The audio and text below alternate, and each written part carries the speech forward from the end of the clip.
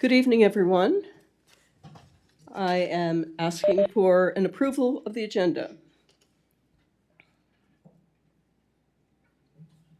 Deputy Mayor Scryer, moved by Deputy Mayor Scryer, seconded by Councillor Thompson. On the question, please vote now.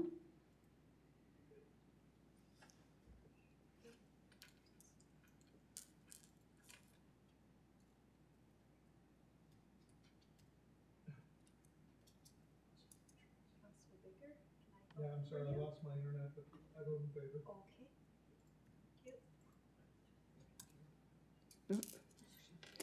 Motion carried.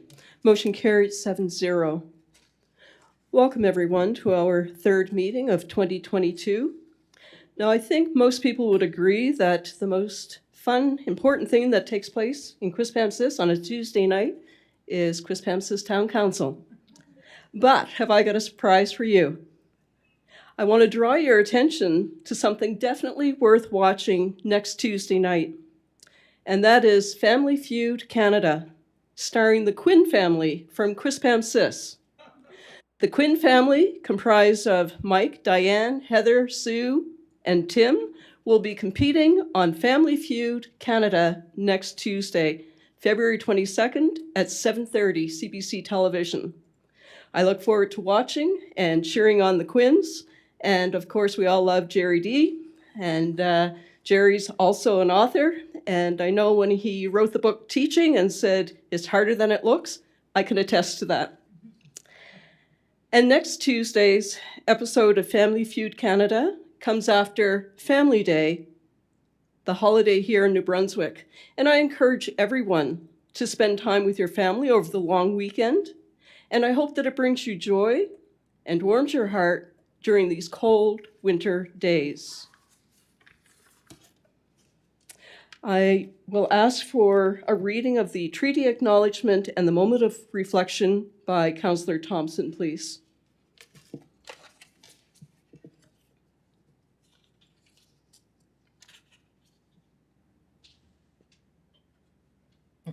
Thank you.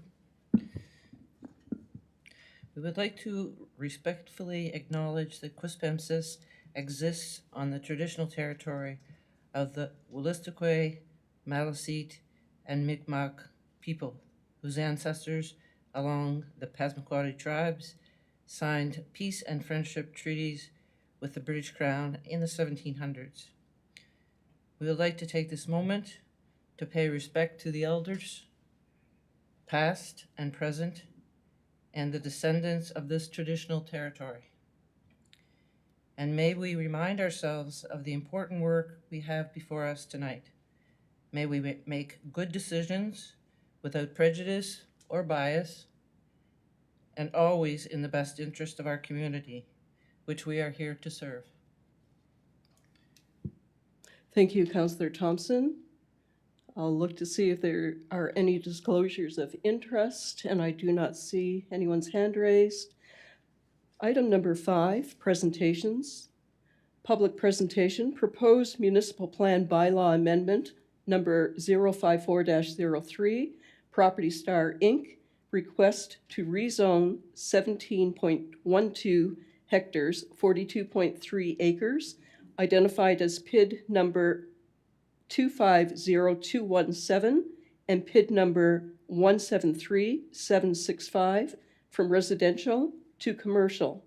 We have in attendance the proponent, Mr. Mark Hatfield, and I would just like to say that it is requested, it has been requested, and plans to be considered for an amending of municipal bylaw number 54. And a day today has been set for a public presentation. I would also like to note that objections to the proposed amendment may be made within 30 days of the public presentation date, so 30 days from today. I would now ask that Mr. Hatfield make his presentation on their rezoning application proposal. Mr. Hatfield, welcome. Welcome. Thank you, Your Honor. Obviously, first time doing a Zoom presentation, so I'm not sure exactly what you guys see. And if we're going slide by slide, if that's the format, then great. I don't get to see anything from my end what you guys see. So can anybody give me a little bit of clarification there? We will have the slides up. I believe, Mr. Kennedy, will we have those up? We have them on our Perfect. iPads. Okay, so I will start off with basically right to slide number 2, the proposal. And as you said, Your Honor, Your Worship, we're looking to rezone 42 acres of land here in Quispamsis. And the reason for that, one of the main factors is, as a growing developer in Quispamsis, I find it very difficult to find any land that has any large size to it for any type of larger scale products or services. So I acquired this land in the last year and a half with the anticipation of looking at this and rezoning this for that development to help supply other people, other clients, customers, potential new tenants to come in, give them somewhere that's large, that has water capabilities, sewer capabilities, and be able to expand any growing businesses and attract new businesses to the beautiful town of Quispamsis. As you look around, Millennium Drive has developed quite nicely, and we look at this type of proposal, we have a large scale opportunity for the town to bring in large scale, to attract more people, to make our community grow and thrive, more people to be employed, more business to expand, and look at different age groups and how we can attract more people to stay here. We have a great growing population. However, our 25 to 45 age group is shrinking. Some of the things that we could attract into this neighborhood or into this subdivision area is to put in commercial aspect for large scale commercial. And accompanying this, we looked at several factors, trying to address different ideas with the town and work with residents. I have visited several residents on the street. Some have voiced concerns to me, which I've taken in consideration. At the end of the day, willing to work with them to see something like this happen. We take Monarch Drive, the subdivision. They have currently only one entrance to the subdivision. And if anything was ever to happen to the Colton Brook, where it would overflow and cut off the road, no emergency vehicles would be able to get access to this area. One of the proposals with my plan is to connect Finney Road out to the main road and on this parcel, and then which would connect onto their arterial, giving this subdivision 2 accesses for emergency vehicles as such. One other thing that has come about in this is listening and reading the town's traffic study. There's a potential problem currently happening with Bob Monroe Drive in that KVHS only has one entrance. This is new to us and new to, I guess, the situation that we figured we could work with the province and the town and work on having our entrance match up with potentially something that they could do to solve that problem as well. Kind of a 3-way partnership and making sure everything gets addressed. We're looking to attract more families, and one of these things that happens when you have great commercial, bigger box stores come out, new opportunities for people. With all this comes potential for a greater tax base. We've taken a different approach and looked at some of the similar areas that have a similar parcel of land, the one in St. John, where the Walmart, Best Buy is, Old Navy, and we looked at the tax base that they have generated there. We looked at the Sussex Walmart, Sobeys, McDonald's area, and we look at the tax base that they generate for the town, for the province, is quite substantial. And this is something that we can bring to the town of Quispamsis as well. We've taken the time to go through different studies.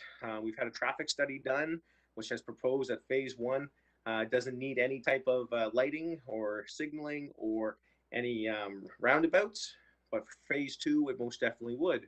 We've worked with CN because we are boarding the CN rail. We've talked to them, gone through the guidelines and make sure we meet their criteria. We do have sewer capabilities, and we looked at the storm waterage plan where we would have some rooftop drains to get the stormwater into the stormwater system and not overland. We've taken the time to do this and look at these ideas, and we wanted to put this forward as we continue to grow the great town of Quispamsis. I feel there's a great need for something like this.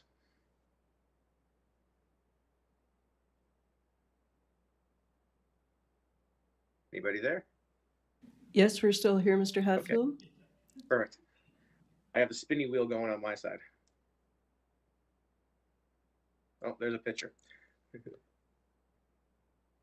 So as we get into this picture here, I guess, you can see the proposed development in that there's This is the overall picture where it shows a potential for what we can have. There's several parcels that can attract, as I said, big box stores, a new hotel, bigger restaurants, to give this community more of a vibrant atmosphere. If you take the Monktons and the Quispams and the amount of tournaments they have there, we have in Quispam we only have one hotel currently, and we have the beautiful Qplex, which is a great ice source. And we also have the Quispam Arena, the Rosse Arena, and the RNS Arena. We have 4 arenas within a couple kilometers amongst the kind of the Cases Valley. With more hotels, we can attract more. That's more economic development, more money coming into the town, hotels, food, all that kind of stuff. So with this type of development, it helps promote that type of growth amongst the town. And looking at that, this is just a preliminary drawing of what potentially can look like. We've had some bigger stores, some smaller stores to give everybody an idea. When we look and focus on the people on Monarch Drive, we wanted to give some space in between them and the development. So we've actually proposed a green area of 7.5 meters with the potential, if the town wanted to, we could look at doing some type of walking trail for the residents of Monarch that could walk up Monarch, jump onto this trail system, which would take them down to Finney and then back around. I know the trail systems in Quispamsis are excellent. A lot of people are using them, especially in the last 2 years. We have a lot of new bike trails going on with Millennium Cycle and the things that they've done. And I think it's great to see the town involvement and the community give back. And I think a trail system would be excellent here as well. And looking at that, I do believe that kind of concludes everything I needed to wanted to say. And I'd open the floor back up to you, Council. Thank you very much, Mr. Hatfield. I'm just going to reiterate that according to Public Presentation Procedure Community Planning Act, Section 25, that council may ask questions, keeping in mind, for the public who may be watching, that this is not the time to hear objections, but rather an opportunity to gather information on the proposal. And later, a motion will be in order to refer the proposed rezoning application to a public hearing, PAC, and notice be issued to property owners within a 100-meter radius of the property proposed for rezoning in accordance with the rezoning schedule. So now I'm going to open it up to council. Councillor Donovan.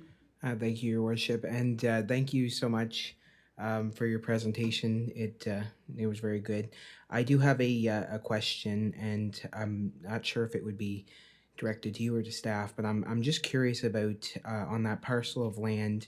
I assume there would be smaller brooks and streams that run through there, and if you look up the road a little bit, there's the mud lake, I believe it's called. It's a protected area, and I'm sure all those the streams and the brooks, maybe they lead into that, or they come from that. So I'm just wondering if staff have identified any issues regarding digging up that area and putting in or rezoning it, actually, I guess.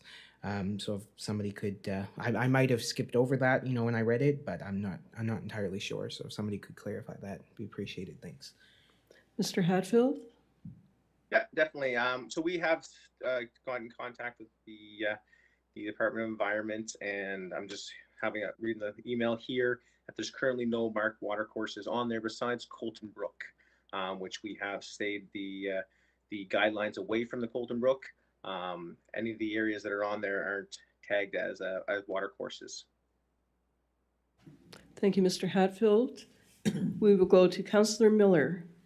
Thank you, Your Worship. Thank you, Mr. Hatfield, for your presentation. I have 2 questions.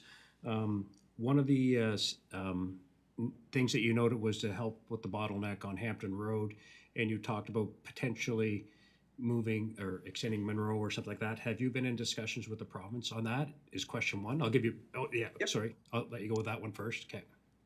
Okay. No, I personally have not had any discussions. It came up in discovery of meeting with the town officials and talking that there was a potential problem. It was in one of the traffic study reports. And we said this would be a great opportunity to open that discussion and to have those conversations. We kind of, we looked at it from my perspective, a developer, a town's perspective, and said, there might be potentially something here to work together as a team and make this happen and solve more than one potential issue at the time. Okay, thank you. The second question, with the extension of Finney Lane, does that whole street then become a private street or public street? I'm not talking about current Finney Lane, but the Finney Lane extension out through the development. Would that become, is that a private, or would that be back to public? Thanks. I'll give you my thought on that, and from what my experience is, I do believe that would become a public street. I do stand to be corrected. Maybe Dwight or Town Manager Mr. Loge could also talk about that. Mr. Loge or Mr. Colburn, would either of you like to address that? Mr. Loge, please, Director of Engineering.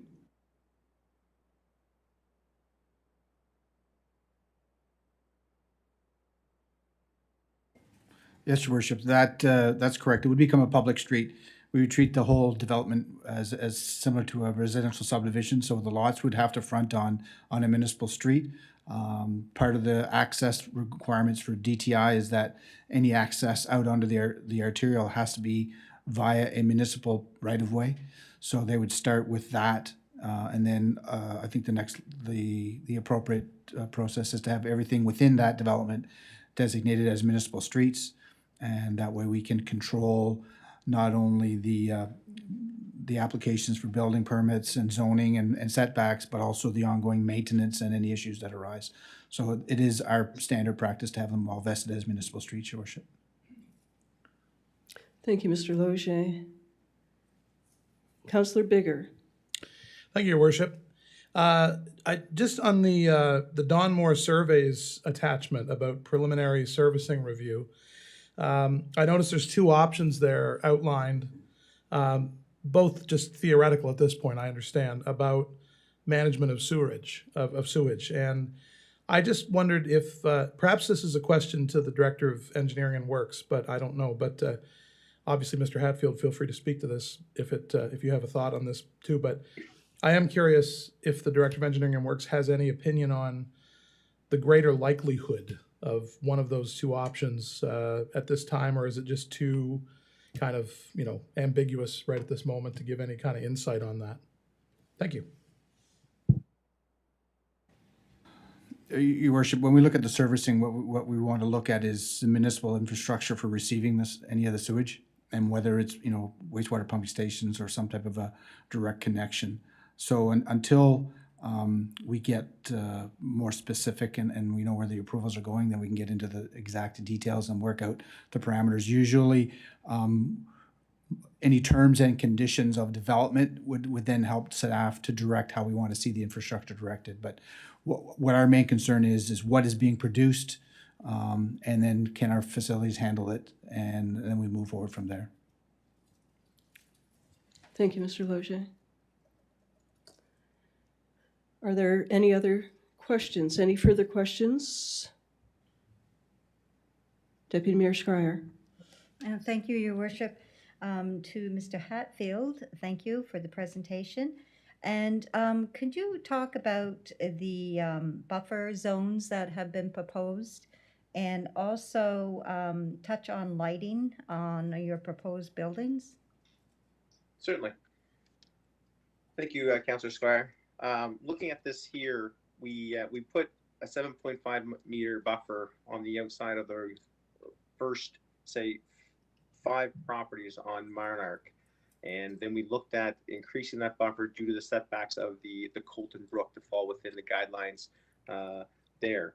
In doing that, that creates a 25 to 24 meter or 24 foot buffer zone of natural green space, and an area that we can potentially have a trail system, as I mentioned earlier, and for walking, that would make a growing subdivision. The fact that there's more to do there and places to walk, not just on the side of the road, connecting that trail all the way down to Finney Lane, and have it somebody to be able to do a loop through Finney onto Colton Brook and onto Monarch and back up and around.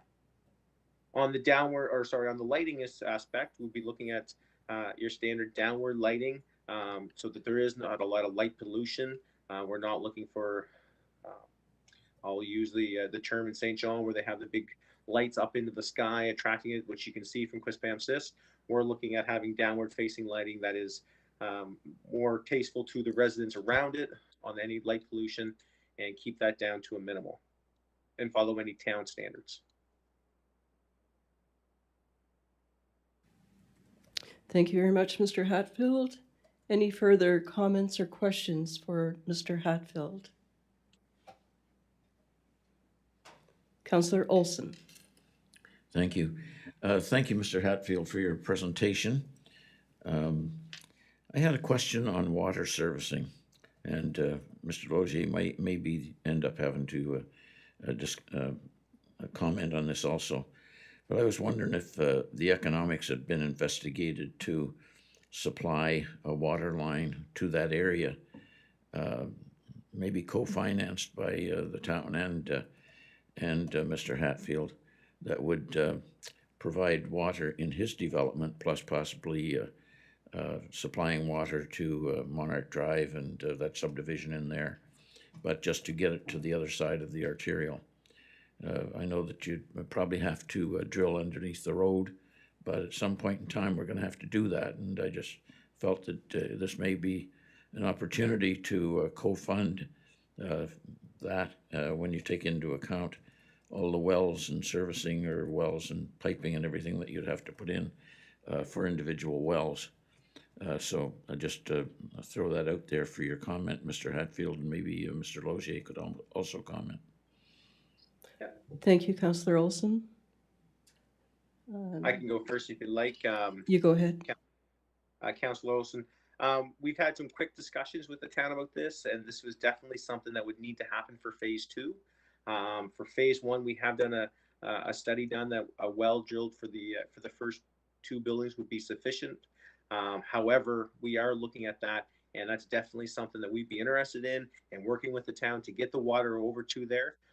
That's one of the biggest things I want for this development, as there is no large-scale commercial available land that has the supply of water.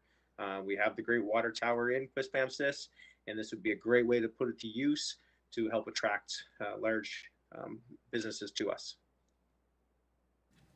Thank you, Mr. Hatfield. Councillor Thompson, please. Thank you, Your Worship. I just have one quick question, Mr. Hatfield. I see the Finney Lane extension running into the development. Is the traffic going to be stopped there at the development, or are they going to be permitted to go out through Finney Lane? So from my discussions with town officials, Finney Lane will be connected right onto and right out to the main arterial. So it would be a two-way street going in or out. As far as I guess I've discussions of talks, that's how it would be. And if the town engineers would like to discuss any further on that, I'm more than happy to listen. Quick question. Have you had discussions with the province coming out onto the arterial yet? Yes, we have. We've had the discussions over the last year and a half, and have gained and obtained our access to do so. So you have approval to go onto the arterial? Yes, now? we do. Okay, thank you. You're welcome. Thank Councillor you. Luck, please. Thank you, Your Worship. I just have a quick question about the building setback and the land for public purpose. And perhaps it might be directed, I'm not sure, to the Director of Engineering Works or perhaps Community Services, is if the plan is to maybe in the future put a trail there, how much of that green space would be cut into? Like right now, it looks like there is a nice green buffer around those buildings between I think it's a parking lot and some of the residents' building lots. And I'm just wondering of that, those sections that are creating a buffer now, how much would be gone if it was developed into a trail at some point? If someone can answer that, that'd be great. Thanks. Thank you, Councillor Luck. Director of Engineering, please. Any idea on how much might be consumed in a trail? Your Worship, the trail development would ultimately be designed specific to the area. The larger green spaces, I would imagine, would be along the lines of what you'd see that through the Saunders Trail, those types of scenarios. The Great Trail, a lot of those on that side of the arterial are very discreet and placed in accordance with what there is for the surrounding areas. As far as incorporating it into a required buffer, if you have a 10 or a 50-meter buffer, then obviously there's going to be some trees that are going to be removed, and it'll open it up. So what you may find is that the trail may become the buffer as opposed to a treat area. The big, large triangled area, I doubt very much that you would see any impact, noticeable impact. The alternative is if you have the thin area, then the question is how much of that is currently treed. And that's one of the things that we've seen in a lot of the commercial areas is once you get to those boundaries, unfortunately, a lot of the residential community, the neighbors themselves have cleared out beyond their back lines and all this. So now they think this is their land and it's not. So when you look at the ortho photos, the area has been cleared out. So it may be a case of if trails are going to be developed, then we look at incorporating some level of reintroduction of trees, spacing, things of that nature, just to help it grow back. But again, these trails generally are designed specific to the location, Your Worship. Thank you, Mr. Loge. Councillor Olson, please. Thank you. I just wanted to emphasize and just touch again on the water servicing aspect. Just to keep in mind, in phase 2 probably is when you may be expanding into larger buildings or what have you, and you've noted that any large buildings could require sprinkler systems, and that those aren't feasible unless you have municipal water. So that's another reason for partnering to provide that service during the second phase. So I just wanted to put that out there. Thank you, Councillor Olson. Any further comments?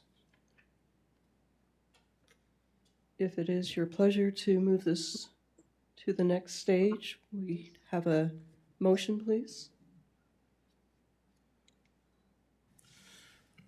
Councillor Bigger, please. Thank you, Your Worship. I would move that council refer the proposed rezoning application to the Planning Advisory Committee for its written views, issue notice to property owners within a 100-meter radius of the property proposed for rezoning, and set a public hearing date for March 15th, 2022, which is my birthday. Thank you. Thank you, Councillor Bigger. So it's been moved by Councillor Bigger, seconded by Councillor Miller. On the question, please vote now.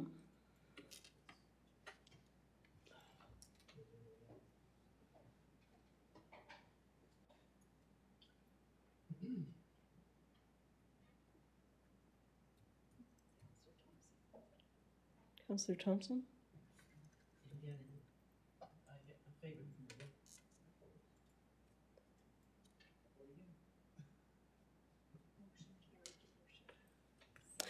Motion carried 7-0. Thank you very much, Mr. Hatfield. Thank you all.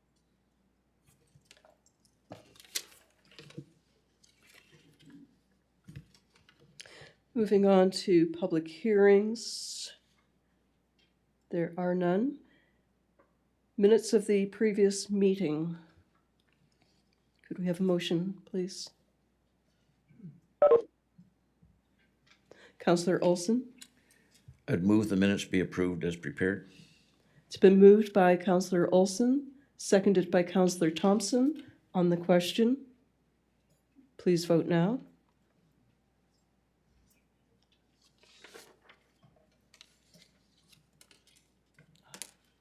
This won't stay on.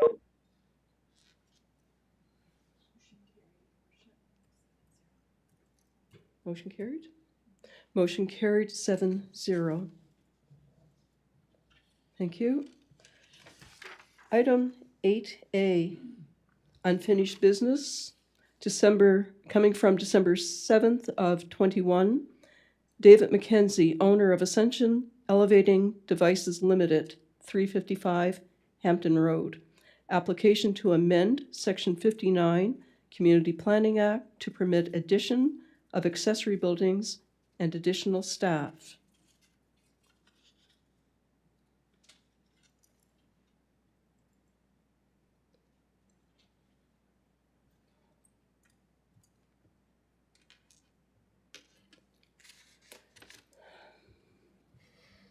Councillor Thompson.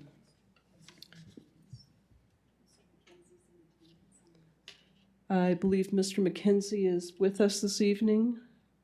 I am. Thank you, Mr. Mackenzie. Welcome. Thank you. Thank you, Your Worship. Whereas the applicant, Mr. David Mackenzie of Ascension Elevator Devices Limited, has indicated there is a pending sale of the business.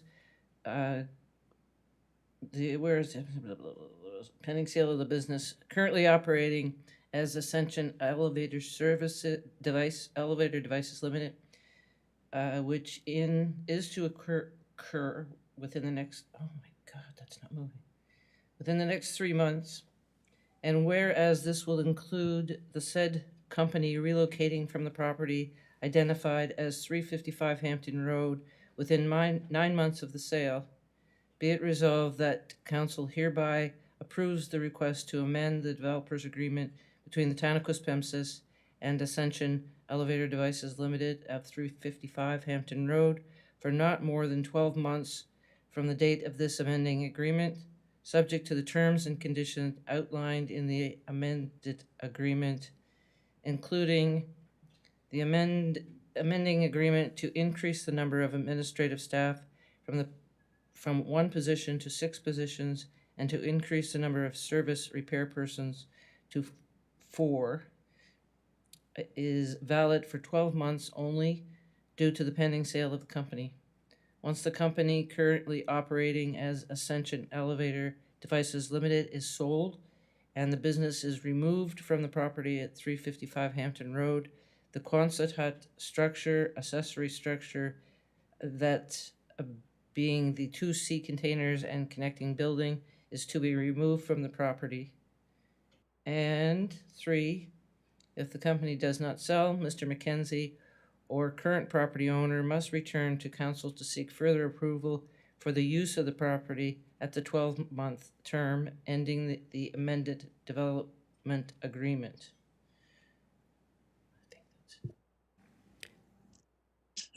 Thank you, Councillor Thompson. It's been moved by Councillor Thompson, seconded by Councillor Olson. On the question, seeing there are none, please vote now.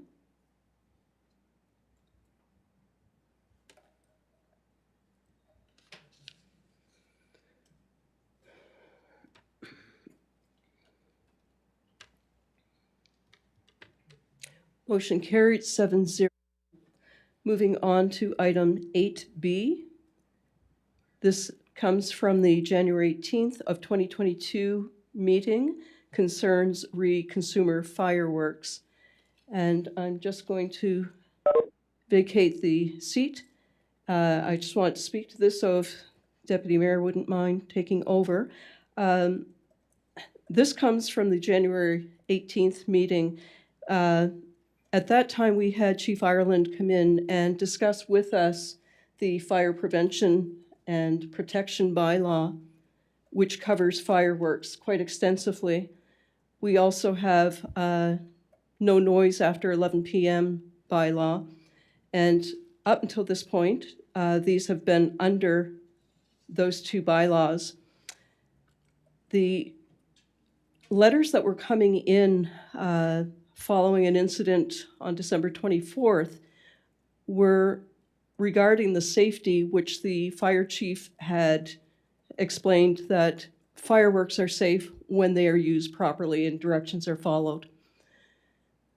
Some of the emails also discussed how fireworks bother people, whether through PTSD or various disorders that people may suffer from or that their pets may suffer from.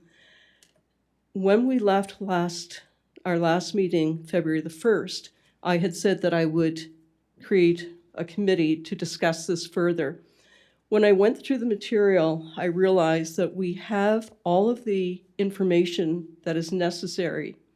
What we don't have is the decision that would help either the people who want fireworks banned outright, or how are they going to be used in this town.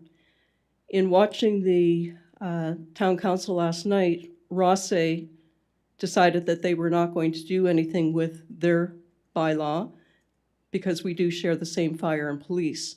And fire and police would be patrolling, or the bylaws would fall on them to certainly take into consideration if any disputes came up. So staff were asked also on the January 18th meeting to come forward on February the 4th with either best practices throughout other municipalities within Canada and to have some suggestions that, that we could make a motion on. They did that, and a motion was made, and the motion was defeated. It was at that point that I thought that we were to move forward on this. So this evening, I'm bringing this up once again because I wanted to explain why I didn't create a committee. And the reason why I didn't is because no motion to that effect had been made. So I'm going to leave it at that. I will return to the chair, and thank you, Deputy Mayor. So if anyone else has any comments, Councillor Thompson. Yes, Your Worship. You alluded to the town of Rosse's bylaw. Is it? I haven't read theirs, but I'm assuming it's similar to ours as it stands now with the noise bylaw and the after 11 o'clock and all that sort of stuff. Which I personally am happy with the way it is. It seems to have worked. You know, if there's an issue with having fireworks every day, or which there appears to be, then perhaps it can be weekends or whatever. But the way it is now, if we both municipalities have two different bylaws, it's going to be difficult to police, and that's come up a number of times. That one municipality has one set of bylaws and the other one has another. So it's very difficult.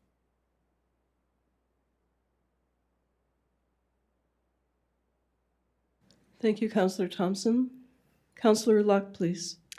Thank you, Your Worship. I guess just to build on our previous two council meetings and all the discussion, the good discussion that's has happened with this council, I guess leaving the last meeting, I was under the impression that as a whole, council felt that we didn't have the appetite to ban them, but we felt that, to use, just to tweak our current bylaw. So with all that said, I'd like to actually make a motion so that we can kind of, again, it may come back around that we decide not to do anything, but I think this topic deserves the due diligence for a committee of people to look at it, to make sure that we have a bylaw that's going to work for the majority of our residents. So the motion would be, and again, perhaps the clerk can help me out here, but the motion would be to put a working group together that would consist of perhaps a few councillors, a few community members with opposing views on the topic, perhaps a bylaw enforcement officer and a representative from the police department so they can share some insights in terms of enforcement. And again, I'm not sure if other councillors think that there's other people that should be on the committee, but I'd like to see some type of working group come together, sort through the evidence that's out there. There's lots of municipalities going through the same thing, and then come back to council with kind of a solid decision, because I think the last three options didn't quite meet the needs of the residents as it demonstrated, because we couldn't come to an agreement. So I'm not sure if that's a clear enough motion, but I'd like to put that on the floor for discussion. Thank you. Thank you, Councillor Luck. So it's been moved by Councillor Luck, seconded by Councillor Donovan. On the question. I'm just wondering now, establish a working group. Was that to go to nominating committee to establish the working group, or who are you giving the authority to establish? Maybe the nominating committee would have the authority to establish the working group, or where does it go, I guess, from here?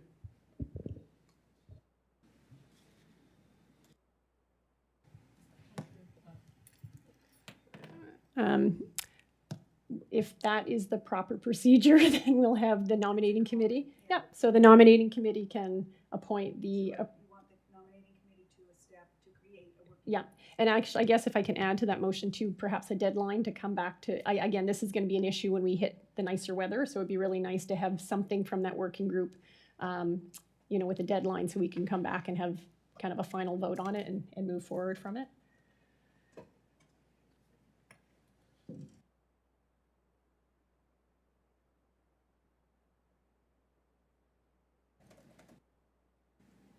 On the question, Councillor Miller. Thank you, Your Worship. I have to say I'm in agreement with yourself. I think we all have the information. I don't feel there's a need for a group. It was defeated 4-3, which is fine. That's what happens, and it was my motion last time. I think for the other four that didn't want it, I don't think we need to be the same as Ross. I'm fine with that. But if somebody sees what they want different, they just come back with a different motion, because we've all done the research. We've seen what goes on in St. John's, Newfoundland. We know what goes on in different places. We've got information from different people. Having a working group to talk about it again, it's like what I heard last time, I heard everything from I don't want any days, I don't want to have it that restrictive, to I kind of want change, to, and it's fine. But I don't think we need to have another working group on it. It's like, come back with, everybody knows what's going on. Somebody come back with a motion that they think will work. And I'm actually going to put it on the four that voted no last time. Either they have their motion, or they find a bridge between what the other one was. So I'm not in favor of having another working group. Thank you, Councillor Miller. On the question, motion on the table has been moved by Councillor Locke, seconded by Councillor Donovan. Please vote now. Oh, Madam Clerk, would you please read the motion?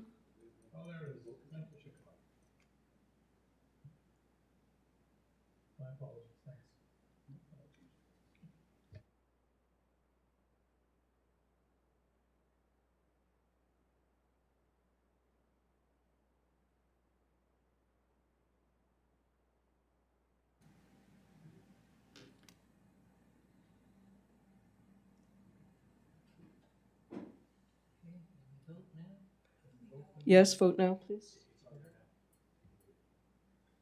I just lost my screen again.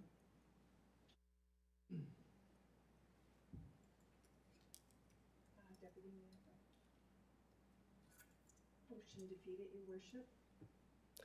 Motion defeated. 5 nays. And you can read the nays there. The nays were from Councillor Olson, Councillor Miller, Deputy Mayor Scryer, and Councillor Bigger.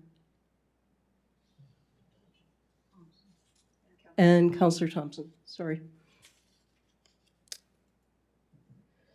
Moving forward. Item number 9, correspondence. Andrew McIntyre, KV Custom Homes, rezoning application, 124 Pettingill Road, PID number 302-16527 and PID number 0025-1694, residential R1 to residential R3 terrace dwellings. And I believe Mr. McIntyre is in the audience or the web someplace out there. Mr. McIntyre. Welcome, Mr. McIntyre. You can make a presentation and you have about 10 minutes. Sounds great. Thank you very much. You've all seen the proposal that we submitted. I apologize for the 3D renderings being a little late, but we're doing some last minute revisions on them. So for this area, we're not looking to build a subdivision, we're looking to build a community. We've seen the area, we've looked around quite a bit, and when we found this spot, we found it was an area that fit what Quispam needs. Right now, we feel that the aging community is being left out. We got a lot of single-family homes. We have nowhere except for apartments for the aging community to move to. So we found 12 acres that we're looking to put 44 garden homes or terrace homes. The majority of them will be 3-unit, a few 2-unit we'd like to put in, and a couple 4 units. We're looking to do it all in 3 phases, so split it up about 15 units at a time. A big part of this, we've seen that the housing community right now is leaving people out. The demand for visitable homes, whether it's for relatives or friends that are disabled or just elderly people that are aging in their home, the homes nowadays aren't being built for this. There's too many stairs. We don't have the wide openings. So we would like to bring this into it a little bit. And we've noticed around Quispamsis, Ross area, that we're losing our retirement community. People are moving away. They don't have areas here to go to that are comfortable, that we want to create a community that you can be part of something else, that you feel like you're part of a bigger community. We're in Quispam, but we want to create a community within Quispam. And a big thing for us on this one, I know you all know the area, it's the old Hughes property, and it's got beautiful trees, and it's got beautiful landscaping in it. We want to leave these. We want to cut the openings for the homes and the roads, but that's it. We don't want anybody seeing in from Pettingill Road.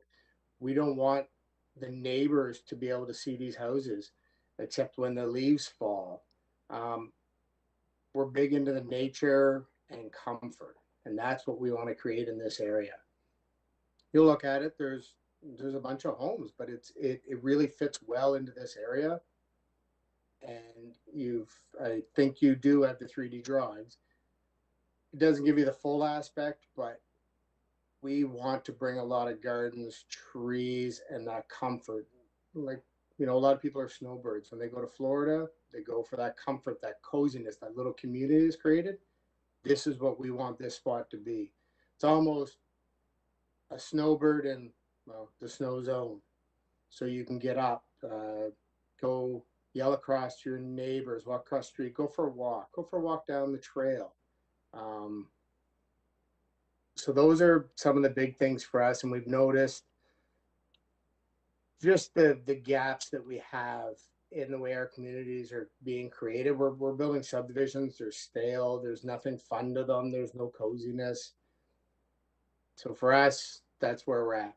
I know I've repeated it, but that's a big thing for us. And with this one here, you're gonna have we're calling it a maintenance fee. It includes your snow and your grass and the well maintenance.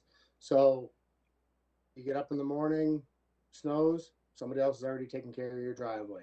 You get up and you want to go drink your coffee, somebody's already out mowing your lawn. So all these things are being taken care of, so you can just enjoy your life and sit back with your feet up and watch other people work while it's your time to relax. We're calling it an active adult community or an adult lifestyle community. We don't have an age limit or anything on it, but it's the biggest trend right now in retirement communities in Canada, and we're missing out on it here. And this property is, I think, one that could bring it here, and it would fit greatly in. We've got 12 acres of underdeveloped land sitting right in the middle of Quispam. So anyway, that's pretty much what I have to say, and I look forward to any comments. Thank you very much, Mr. McIntyre. I will turn it over once again to Council to ask questions. Councillor Donovan. Thank you, Your Worship, and thank you so much for your presentation. You just touched on it a minute ago very briefly, but I'm just looking for a little bit more clarification. So in your memo that you sent out, you've stated that you wanted to be more of a 50-year-old plus, sort of retirement, hunkering down sort of, subdivision or area. Is that going to be like an exclusive, or is it, as long as you have the money to buy it, you can buy it? Or, are you, that's what I'm kind of getting at is, whether or not you're just solely selling them to, people 50 and above, or, who are retiring, or if you're selling them to everybody. Thanks. At this point, we're still trying to figure that out. What our original envision, and I think it is still the same vision, is we can call it 50, we can call it the 55 plus. That is what we want. We want to create an area because we are losing too many people. We've got lots of homes for young people right now. Whether we actually put a full restriction on or we create the community, like, let's just say we call it an active adult living community, really that orients that community to the older working towards retirement crowd. We haven't definitely put the limits on it or anything yet. But that is definitely our focus. Our focus when we design these, we're designing wider doorways. We're trying to go for 0-step entries. I'm dealing with Novelty, which deals with a lot of electronics, a lot of different ways to help out elderly, help out disabled, just to get some ideas of what we could do in these homes to prepare it. So if you were even 50 years old and you buy one of our homes, you could live in that home till you're 80, even if you ended up in a wheelchair, if you ended up with other issues. We want to prepare these homes for it, and we want to build it to create a community, not to create a subdivision. So like at this point, we're still open, but definitely we're in the 50 plus is definitely our range for what we would like. Thank you. Thank you, Councillor Donovan. Councillor Thompson, please. Thank you, Your Worship. Mr. McIntyre, I did see I'm assuming it's the first phase is closest to the Pettingill Road. Yep. And the Street A is directly across from Kensington? Yes, it is. Have you done a traffic study there? I've been in touch with Dwight. We've got a proposal out. I know the town's already been looking at, as everybody knows, that's a rough like a rough corner because of the school from the traffic. So we're going to work together. We're going to we've got the proposal in for the traffic study. We're going to see what kind of traffic we would bring into it, and to see how we can also alleviate the issues with the school traffic in the mornings and the end of day school. So we are looking at all working together to get that little spot cleaned up a little bit. Okay, thank you. Thank you, Councillor Thompson. Councillor Olson, please. Thank you. I would move council refer Andrew McIntyre's application to PAC for its written views, to notify all property owners within 100-meter radius. For God's sake, can I borrow your? Excuse me a second. I've lost my motion here. Where is it? Council direct the town clerk to refer the application requesting the rezoning of 124 Pettingill Road, PID 00251694 and 302165527 from single or two-family dwellings, R1, to terrace residential dwelling, R3, to the Planning Advisory Committee for its written reviews. Schedule a public hearing date for March 15th, 2022 at 7:00 p.m. and notify property owners within a 100-meter radius of the properties proposed for rezoning in accordance with the New Brunswick Community Planning Act 2017 C19. Thank you. It's been moved by Councillor Olson.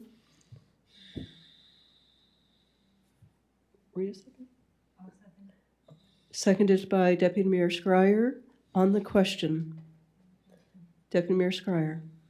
Thank you, Your Worship. I do have for Mr. McIntyre.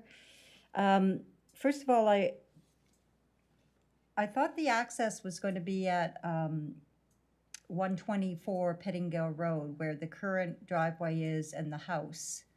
So are you proposing two access points to this property? So when I met with the town, with with Dwight, that had gone to the engineers, directly across from that existing entrance for 124 Pettingill, George Queen has land on the other side of the road. He has an entrance. If you were to, let's say you came out of the existing home and you were looking at Pettingill, he's got an entrance to the left and an entrance to the right.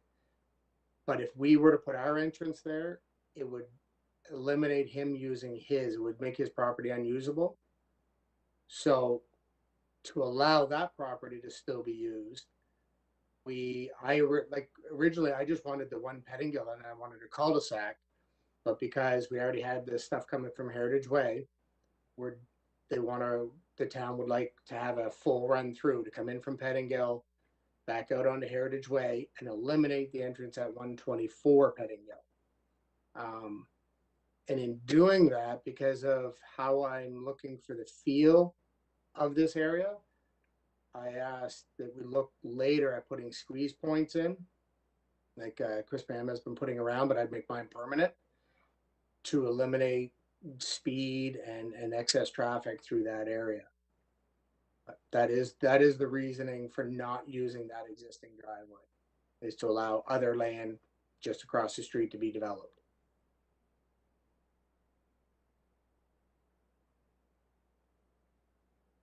Follow up on that, not on that question, but I wanted to talk about the hydrogeological study. Have you completed that yet? No, we have not. So where it sits right now is each phase would require a hydrogeological study.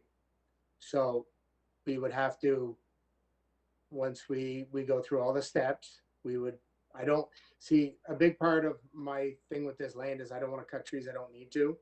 So I didn't want to push a road through and find out I just cut a whole bunch of trees down that aren't where the engineers say I should be going with my road. So we're going to push the road through, then we'll drop a well in and then check it and I guess cross our fingers that we get the proper amount of water we need for that first phase. When we go to second phase, we would drop another well in, do another test. We do the same thing again for third phase. So we're gonna put lots of wells in to make sure everybody's covered and we're not overextending anything.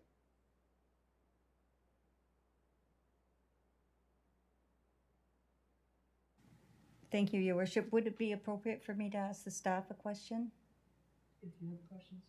Yeah, my question has to do with Ritchie Lake and with the development of the size, if we see any potential for sediment or any issues with the lake? Your Worship, as part of any development, we would be looking at appropriate stormwater management, and that's part of the review of the subdivision. And if it is approved and they get to the development stage, then as well we would look at ensuring that the development takes into account any Department of the Environment regulations for sediment control, things of that nature. So that would play a key role in this. We are unfortunately learning lessons as we go through the particular area, and lessons learned help us prepare for future proposals. And this is one of the things that staff has identified as a concern that we would be monitoring as we go through with it if it is proposed by council. Yep. Thank you, Mr. Loger. And Councillor Thompson. Oh. No, Mr. McIntyre, did you have Nope. I was just gonna say, like, and I 100% I understand that the sediment issue, and as I've spoken with some of the town staff, that is a big thing for me as well. I want to make sure that we have no issues. I want to make sure, like my background before, I used to, one of my job, I did in the environmental. I worked on the Petty Kodiak Causeway. I've done much of it, so I understand the need for it. And I would like to be more proactive than reactive. So I'd love to, as we go through, if we can get approved, I'd just work with the town and we would do definitely steps ahead to make sure there are no issues with Ritchie Lake, because a big part of this development is Ritchie Lake. So we don't want to affect it. We don't want sediment going in. We don't want any issues with it. So anyway, I just wanted to say that. Thank you very much, Mr. McIntyre. There is a motion before us. It was moved by Councillor Olson, seconded by Deputy Mayor Scryer. On the question. Seeing there are none, please vote now.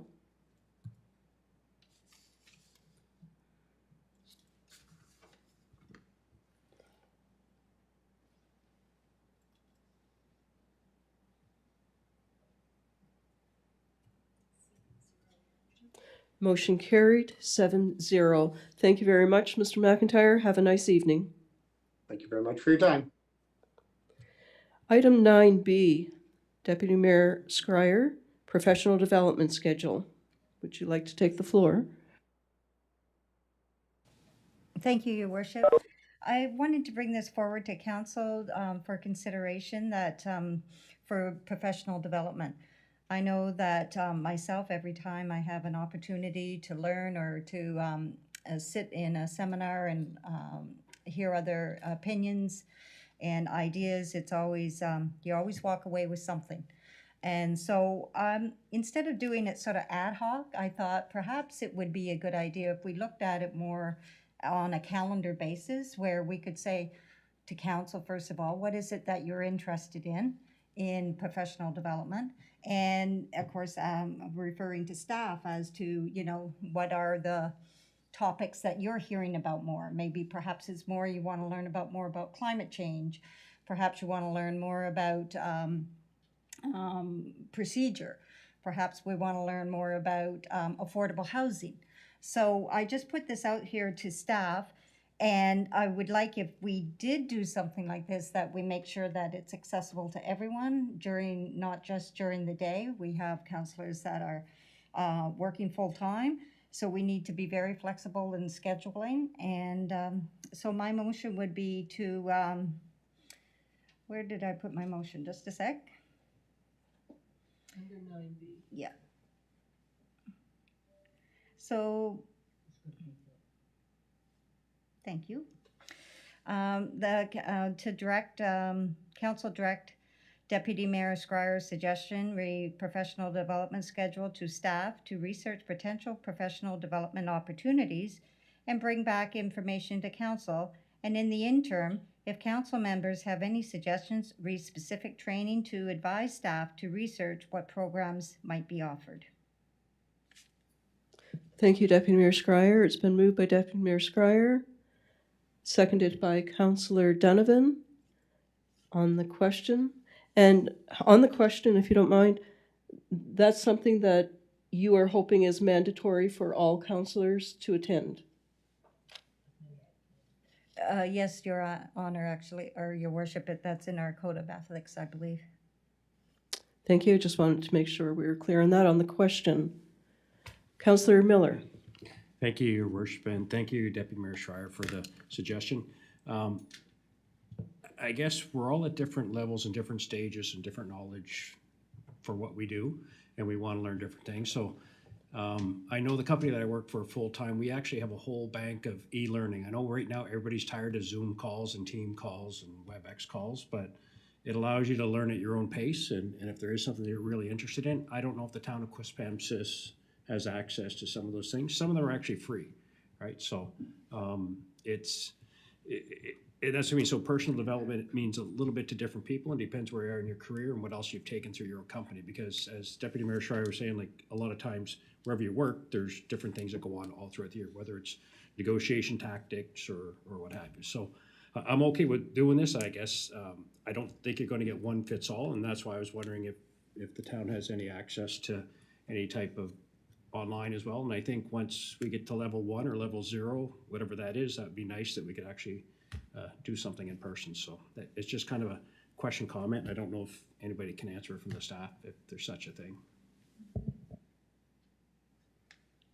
Madam Clerk. Your Worship, UMNB does have a series of webinars coming up this spring. FCM has different programs. The University of Moncton has partnered with some municipal associations and has some programs, so we can have a look at it and and come back. And if, like your motion says, if members have any areas that they would like us to look into, we can see what we can find. Thank you, Your Worship. Thank you, Ms. Snow. Councillor Olson. Thank you, Your Worship. I agree with Councillor Miller's comments. In my other committee work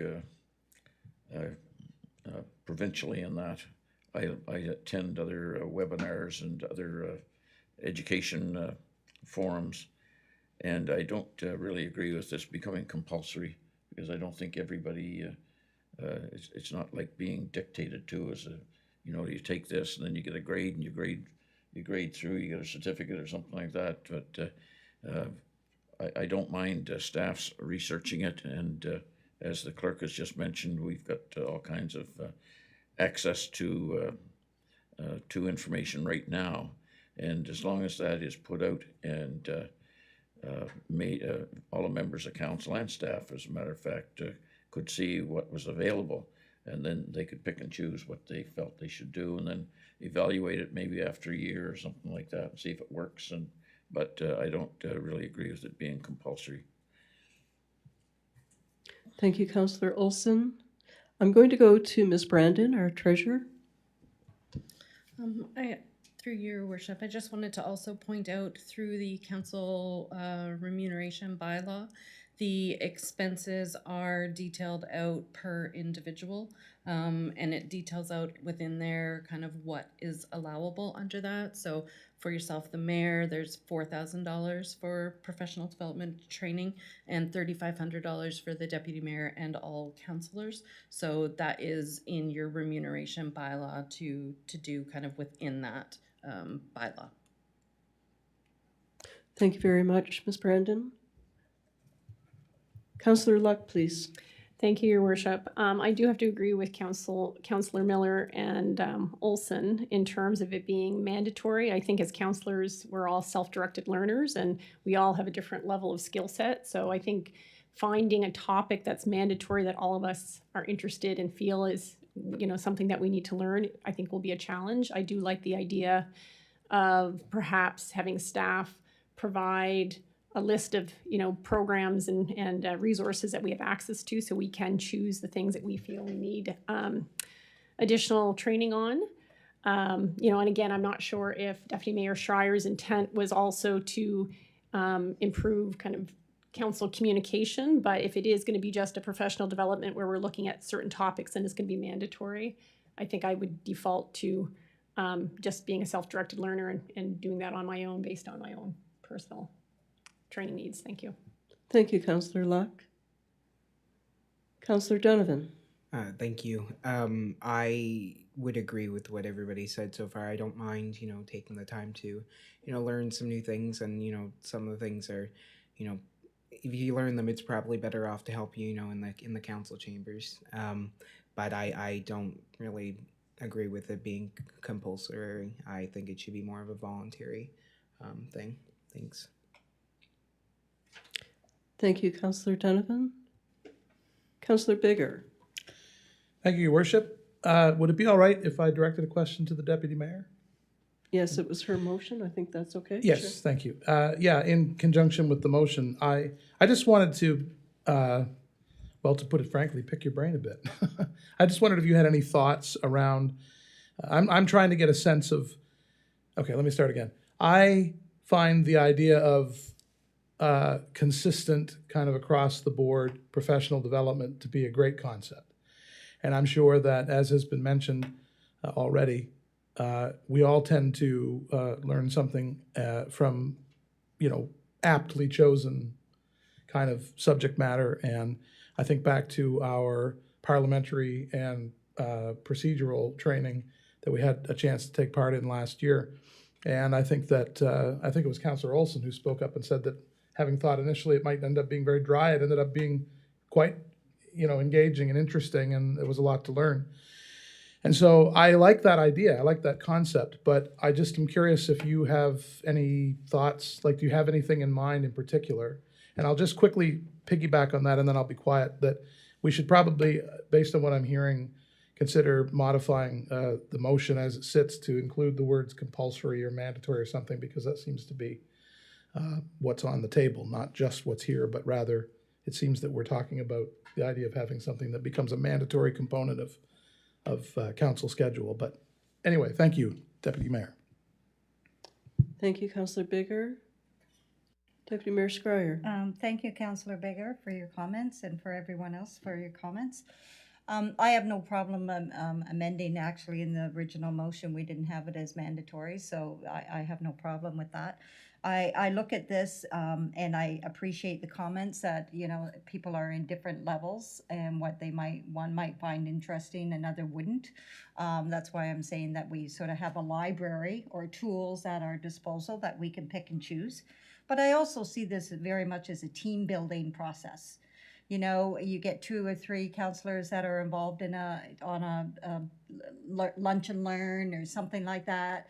It doesn't have to be really, you know, like a tutorial. You don't have to go that way. We can actually have people come in on Zoom and do a lunch and learn, or in person, hopefully, or do an evening of learning. So it's just meant to offer council opportunities to learn something more on what they find is might be a burning question in their mind, team building at the same time, and making all of us better counselors. Thank you, Deputy Mayor Scryer. So we have a motion, and did you change something on that? Did you get that, Ms. Snow? The words mandatory were not in the motion. Okay, it wasn't in the motion. Okay. And certainly, I've been at this now for 10 years, and I learn something new every day I come through the door. So I want to be a lifelong learner, and I open my, you know, certainly think that it's a good idea to always continue learning. So on the question, please vote.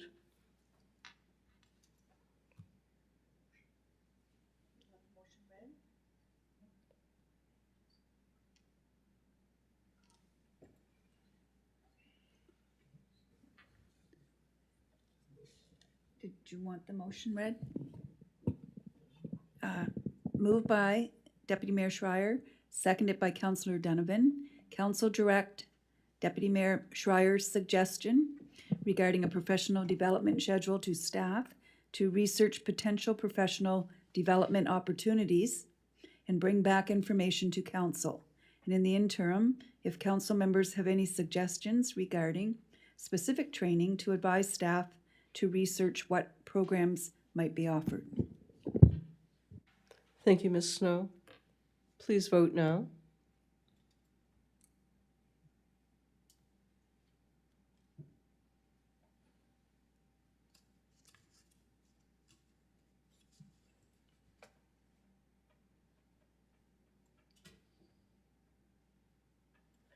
Motion carried 7-0. Item number 10, bylaws.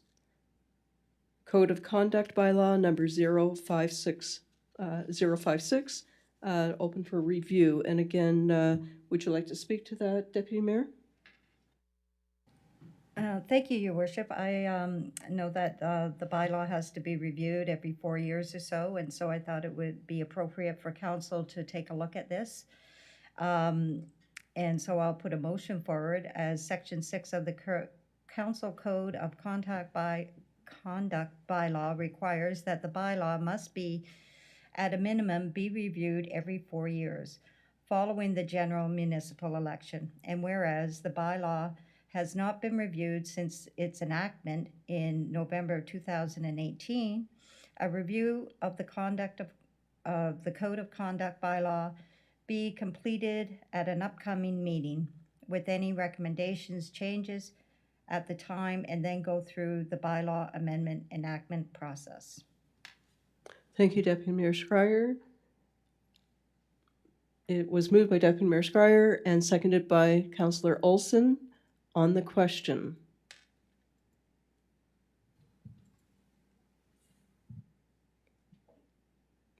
Councillor Thompson. Yes, Your Worship. I'm just reading this, that at an upcoming meeting that council go over this bylaw? Is that what that what the motion is?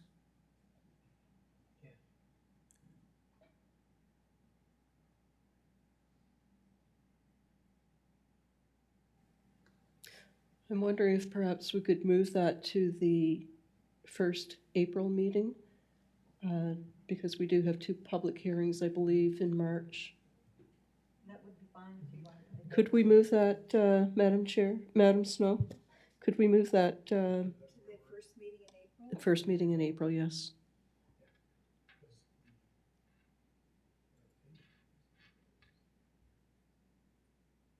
Councillor Miller? Thank you, Your Worship.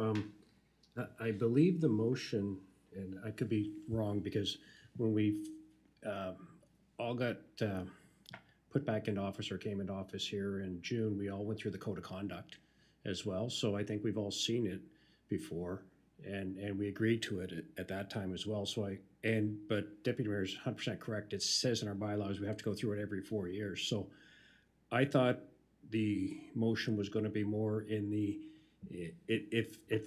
for me, I'm okay with everything's in there. So I thought the motion was, the bylaw will stay as is unless somebody had any changes. So I'm a little confused, kind of like Councillor Thompson, as far as why it goes to the next motion, because everybody I know here has seen it recently, because we went through it during orientation again this year. So thanks. There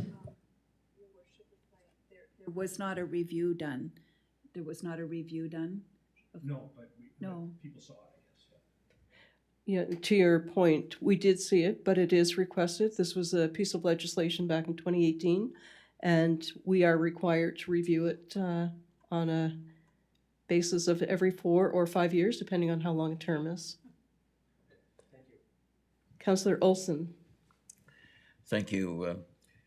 That's why I seconded the motion following the bylaw. And it's an opportunity for all members to reflect between now and the meeting where it's going to be reviewed, and just see if there's any suggestions for enhancement of the code of conduct, or to rubber stamp the existing code of conduct. And then we've formally reviewed it, and it's been redated as reviewed at such and such a date. That is correct. Thank you, Councillor Olson. Your Worship, too, it's not a lengthy bylaw. It's like maybe 7 pages too, so it's not a real lengthy. Yes, the bylaw is, I think, 7 pages. So if you have any suggestions or comments on that at that time, please look at that and we will bring it back up in April. Did we vote? Please vote now.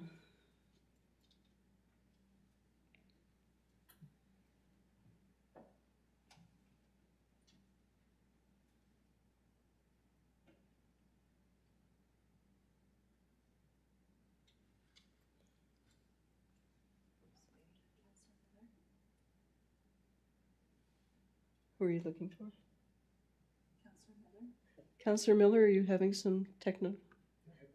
Oh. Oh, it's not showing up. Yes. 7-0. Motion carried 7-0. Thank you. And 11, new business, Woodley Park, Phase 28C, Council Assent.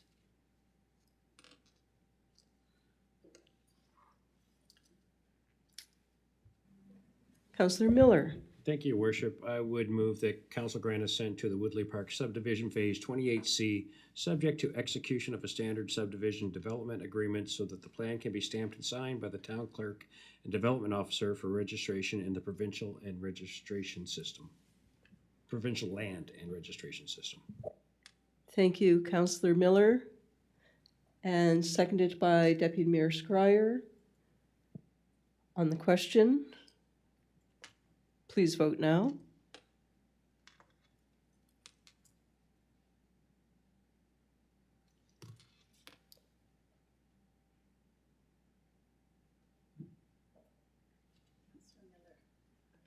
Councillor Miller, are you okay?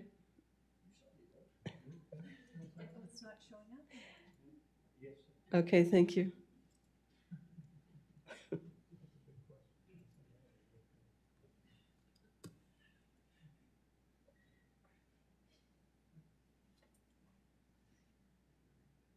Are we good? Motion carried 7-0. I know I can sympathize with you, Councillor Miller, because every time we go to vote, my screen goes blank, so it's not you. Gondola Point Park, Phase 12A, council assent, please. Councillor Olson. Thank you, Worship. I'd move that council grant assent to Gondola Point Park Phase 12A subdivision plan, subject to execution of a standard subdivision development agreement, so the plan can be stamped and signed by the town clerk and development officer for registration in the provincial land registration system. Thank you, Councillor Olson. It's been moved by Councillor Olson, seconded by Deputy Mayor Scryer. On the question, Councillor Bigger, did you have a question?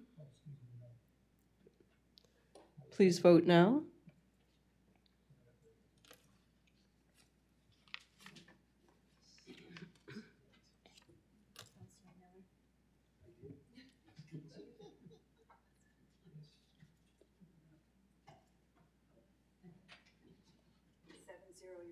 Motion carried 7-0. Item number 12, reports. Looking for comments or a motion. Councillor Donovan. Thank you, Your Worship. I'd move that the reports be received and filed. It's been moved by Councillor Donovan, seconded by Councillor Thompson. On the question, please vote now.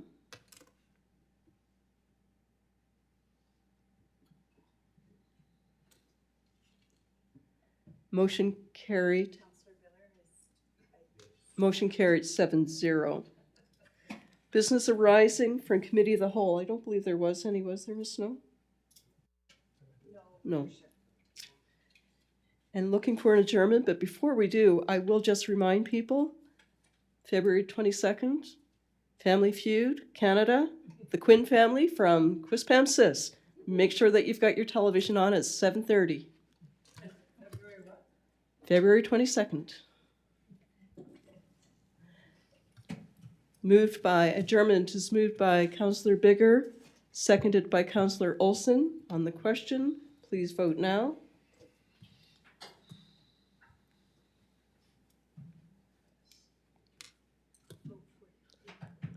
Motion carried. I hope everyone finds some joy in the remaining of this chilly week. Have a nice evening, everyone.